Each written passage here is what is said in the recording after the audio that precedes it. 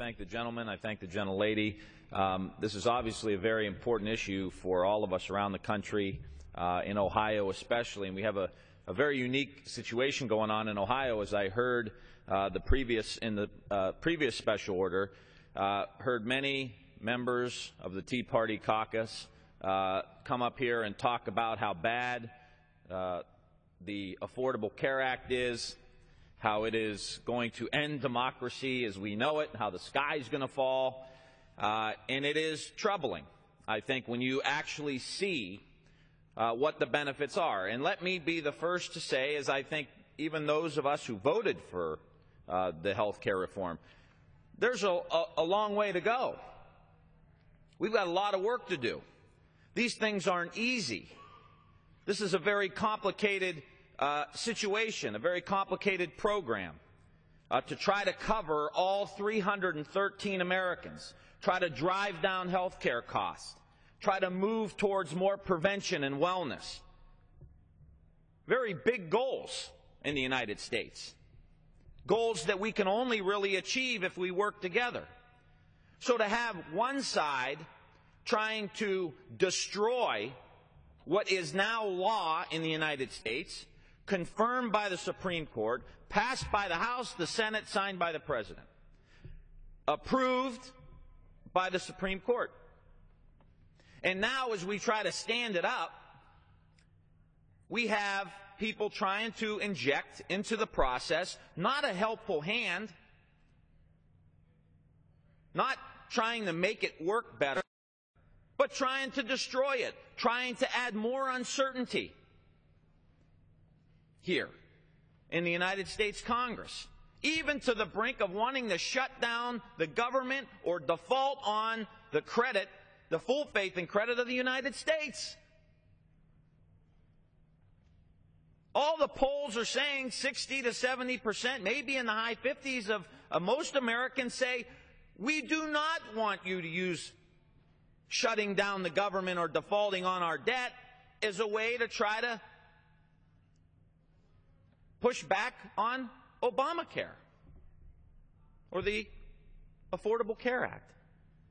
So what I'm saying is we have millions and millions of people. Here's what really gets me. People walk up on the other side of the aisle, God bless them, and they act like prior to 2008, 2009, we had a health care system that took care of everybody. Everybody was fine with the current. No businesses were calling our offices saying, man, this health care is destroying my business. I can't plan ahead. It's a 30% increase this year. It's 70 next year. We get one person sick in a small business of 20 or 30 people. We got to go bankrupt. People forget. Millions of Americans, prior to this health care law, 1,700 families in my congressional district went bankrupt because of health care. So we're not even going to talk about that? Are we going to sweep that right under the rug? The kind of suffering that goes on in some of our communities? We're going to drive around the problem, close our eyes? And everyone that says this is a giveaway. This is not a giveaway. This is about giving people who go to work every day, sometimes 2 or 3 jobs, have a sick kid. We're just going to ignore them because we got this bumper sticker on the back of our truck that has 4 little slogans on it, and boy, we can't deviate from that because we'll get primaried by a Tea Party candidate because we can't check every box along the way. But fine, let those 1,700 families go bankrupt. Let that kid with cancer and his parents who are at Akron Children's Hospital or some other children's hospital around the United States have to deal with the fact that they hit their lifetime cap because their child has cancer. Now, give me a break. Because you gotta stick with that bumper sticker. Can't deviate from the bumper sticker that says less government. We want to go back to that great health care system that left 40 million people without any health care.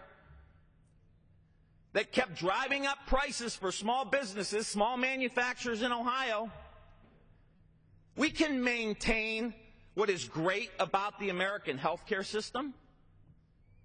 I represent a district not far from the Cleveland Clinic. We understand in Northeast Ohio how powerful it is, some aspects of our healthcare system. But there are failures in our healthcare system. And we are here as members of the United States Congress to try to fix those holes in the system and try to help our fellow citizens that may be sick, maybe can't afford it, but go to work every day just as hard as everyone else. And I will say, to my friend from New York, that I find it very interesting that we have some governors in some of our states, Republican governors in some of our states, conservative Republican governors in some of our states, Tea Party governors in some of our states. One in Ohio was the chair of the Budget Committee during the Gingrich Revolution, Governor Kasich.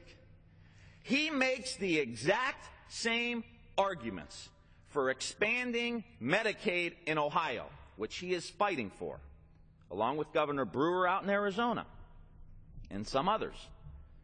He makes the exact same arguments that it is immoral for us to have this level of sickness in our society with people not having access to health care.